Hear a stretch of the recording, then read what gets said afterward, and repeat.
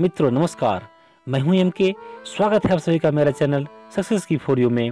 आज की इस वीडियो के दौरान मैं अधिगम संवर्धन कार्यक्रम ज्ञान सेतु पर विशेष चर्चा करने जा रहा हूं। जैसा कि आप सभी जानते हैं, झारखंड के तमाम विद्यालयों में अधिगम संवर्धन कार्यक्रम ज्ञान सेतु चलाए जा रहे हैं। ज्ञान सेतु चलाए जाने का मकसद ये है, झारखंड के सभी विद्यालय में अपने कक्षा स्तर की दक्षता हासिल नहीं हो पाने के कारण से सरकार द्वारा ज्ञान सेतु कार्यक्रम चलाया जा रहा है, जिसके तहत बहुत सारे महत्वपूर्ण बातें हैं जिसे अक्सर सभी शिक्षक जानना चाहते हैं।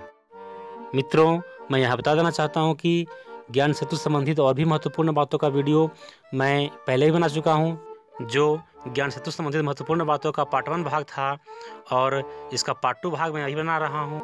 ज्ञान सेतु संबंधित महत्वपूर्ण बातों का भाग 1 का वीडियो का लिंक इस वीडियो के डिस्क्रिप्शन बॉक्स में डाला हुआ है। आप वहां से जा करके मेरा ज्ञान सेतु संबंधित वीडियो का पार्ट 1 भाग देख सकते हैं। मित्रों, ज्ञान सेतु संबंधित और भी महत्वपूर्ण बातों का वीडियो मैं बनाऊंगा, जो आने वाले समय में आपको मिलते रहेंगे। उन सभी महत्वपूर्ण बातों पर मैं विशेष चर्चा करूंगा। विशेष चर्चा शुरू करने से पहले एक इम्पोर्टेंट बात, अगर आप मेरा चैनल को सब्सक्राइब नहीं किए हैं तो चैनल को सब्सक्राइब कर लें तथा बेल आइकन को प्रेस करें, वीडियो लिंक को शेयर करें तथा लाइक करें। दोस्तों, अगर आप किसी तरह के PDF फाइल डाउनलोड करना चाहते हैं तो आप मेरा टेलीग्राम चैनल से जुड़ सकते हैं। टेलीग्राम चैनल से जुड़ने के लिए टेलीग्राम चैनल का लिंक इस वीडियो के डिस्क्रिप्शन बॉक्स में डाला हुआ है। तो दोस्तों, आइए शुरू करते हैं इस वीडियो का सिलसिला। दोस्तों, यहाँ देख सकते हैं, पहला पॉइंट है ज्ञान सेतु कार्यक्रम का आयोजन कब किया जाना चाहिए, यानी ज्ञान सेतु कार्यक्रम जो है उसका आयोजन कब करना चाहिए। तो इसका सही जवाब है प्राथमिक कक्षाओं में प्रत्येक दिन पहले 1.5 घंटे ज्ञान सेतु कार्यक्रम आयोजित किया जाना चाहिए। यानी 1 to 5 में जो है प्रत्येक दिन पहले 1.5 घंटे जो है वो ज्ञान सेतु कार्यक्रम चलाना है। उसके बाद सामान्य कक्षाओं का संचालन होगी। विद्यालय में अधिगम संवर्धन सामग्री पहुंचाने के उपरांत ज्ञान सेतु कार्यक्रम उच्च प्राथमिक कक्षाओं एवं माध्यमिक कक्षा 9 में प्रथम 1.5 माह के लिए प्रत्येक पूरे दिन विद्यालय के पठन अवधि में संचालित होगा। इस 1.5 माह के उपरांत यह कार्यक्रम प्रत्येक दिन पहले घंटे आयोजित किया जाना चाहिए। यानी कहने का मतलब है कि बूस्टर फेज के दौरान जो है वो 1 to 5 के लिए प्रत्येक दिन 1.5 घंटे ज्ञान सेतु कार्यक्रम चलाना है और 6 to 8 और माध्यमिक कक्षा 9 के लिए जो है पूरे दिन अर्थात विद्यालय अवधि के प्रत्येक घंटे ज्ञान सेतु कार्यक्रम चलाना है। और उसके बाद फिर बूस्टर फेज के बाद 1.5 माह के बाद जो है वो सिर्फ 1.5 घंटे अर्थात 90 मिनट की जो है क्लास, जिस प्रकार से 1 to 5 में 1.5 घंटे के कार्यक्रम चलाए जा रहे हैं, उसी प्रकार से 1.5 माह के बाद जो है 6 to 8 और कक्षा 9 के लिए भी 1.5 घंटे कार्यक्रम आयोजित होंगे और उसके बाद जो है सामान्य कक्षाएं चलेंगे। मित्रों, भाई देखते हैं दूसरा बिंदु क्या है।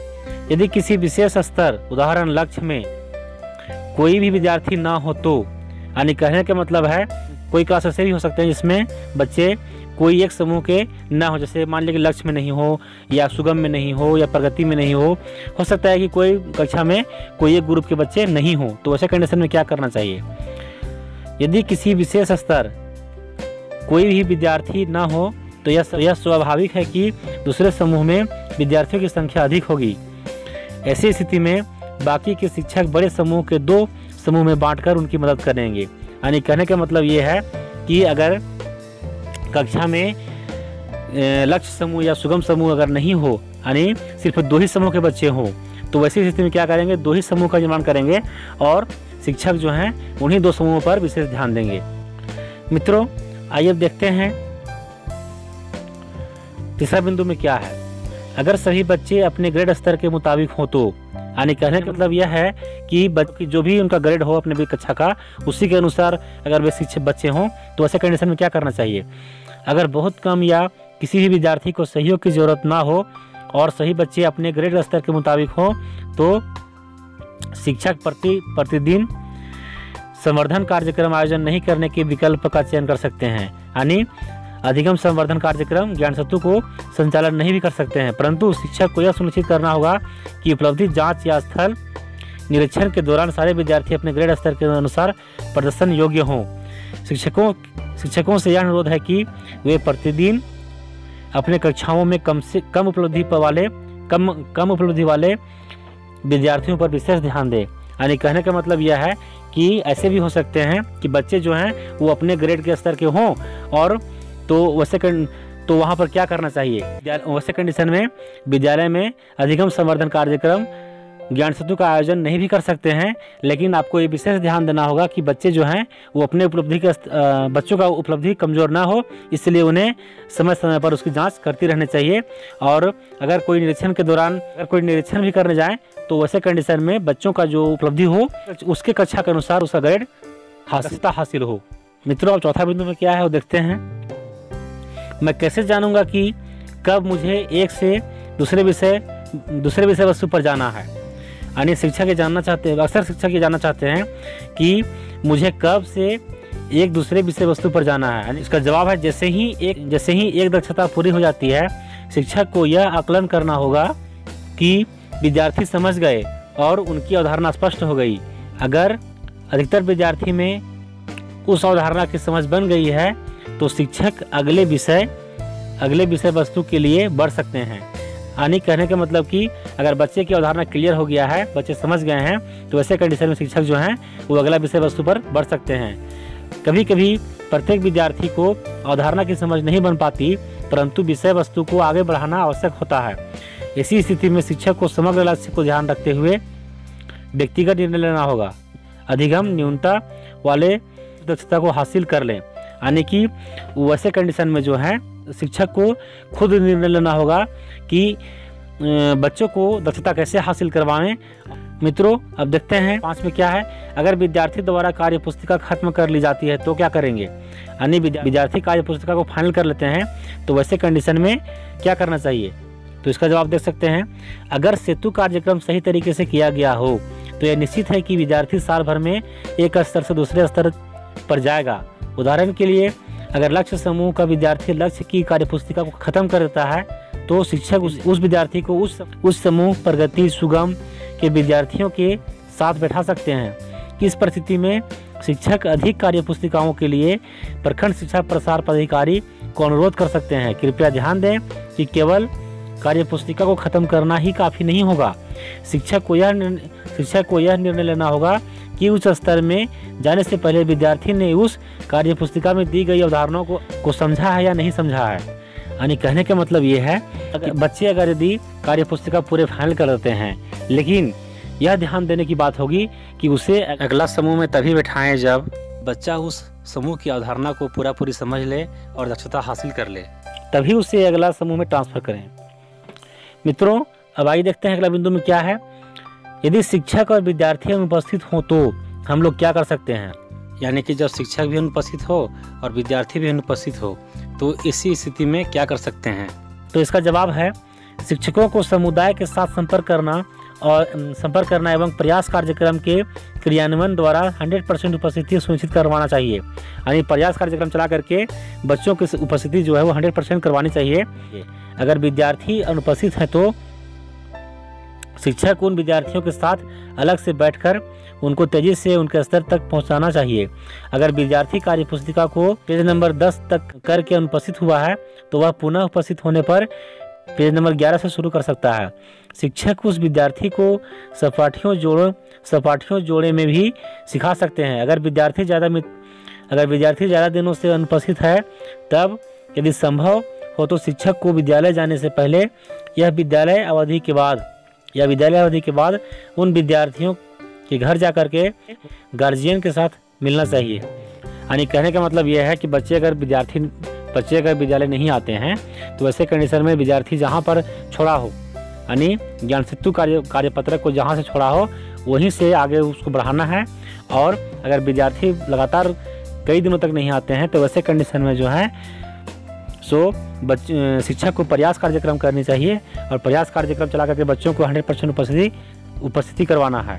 और फिर भी अगर नहीं आते हैं तो विद्यालय अवधि के पहले या विद्यालय अवधि के बाद बच्चे के घर जाकर के उनके गार्जियन को मोटिवेट करना होगा तथा बच्चों को भिजवाने के लिए प्रयास करना होगा। शिक्षकों को विशेष रूप से सिफारिश की जा रही है कि वह विद्यालय में नियमित रूप से उपस्थित हों एवं ज्ञान सेतु कार्यक्रम को पूरी तरह लागू कराना सुनिश्चित करें।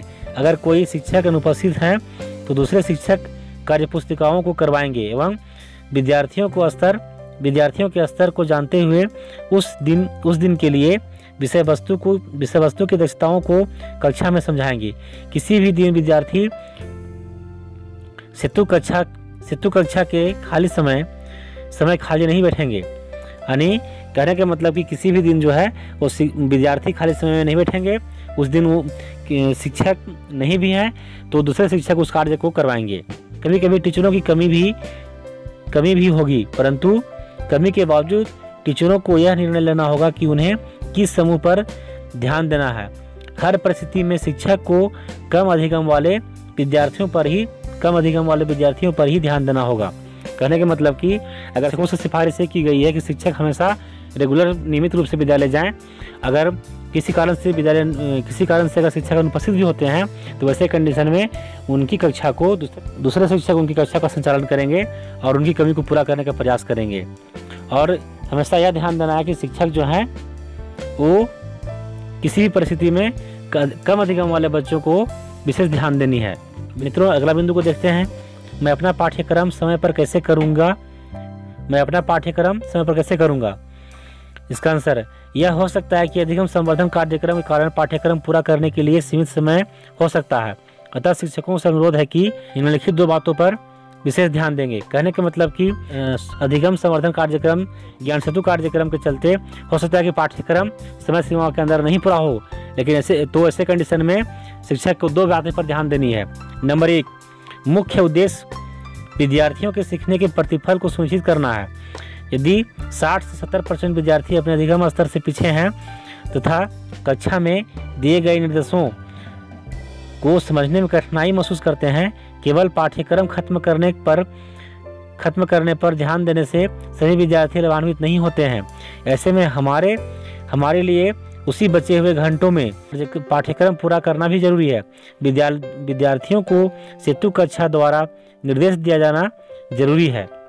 कहने का मतलब ये है कि अगर 60 से 70% विद्यार्थी अधिगम स्तर से पीछे हैं तो उन्हें अधिगम को हासिल करवाने के लिए ही प्रयास करना है और बाकी जो बचे समय है उसमें पाठ्यक्रम को पूरा करना है। नंबर 2, यद्यपि निर्धारित पाठ्यक्रम न पूरा हुआ तो तथापि बहुत सारे विद्यार्थी लाभान्वित नहीं होते। ऐसे में संतोषजनक आधारभूत प्रतिफल प्राप्त कर लेते हैं और आगे बढ़ जाते हैं। तब शिक्षक एवं संबंधित विद्यालय के प्रगति की सराहना की जाएगी। यानी कि कहने का मतलब ये है कि अगर पाठ्यक्रम नहीं पूरा होता है लेकिन बहुत सारे विद्यार्थी जो हैं वो आधारभूत प्रतिफल को प्राप्त कर लेते हैं और आगे बढ़ जाते हैं, तो ऐसे कंडीशन में जो है वो विद्यालय की प्रगति की सराहना, शिक्षक एवं संबंधित विद्यालय की प्रगति की सराहना भी की जाएगी। तो मित्रों, ये थे अधिगम संवर्धन कार्यक्रम ज्ञान सेतु से संबंधित कुछ महत्वपूर्ण बातें जो अक्सर शिक्षक जानना चाहते हैं। इसी तरह के महत्वपूर्ण अपडेट के लिए आप मेरे चैनल से जुड़े रहें। तब तक के लिए नमस्कार।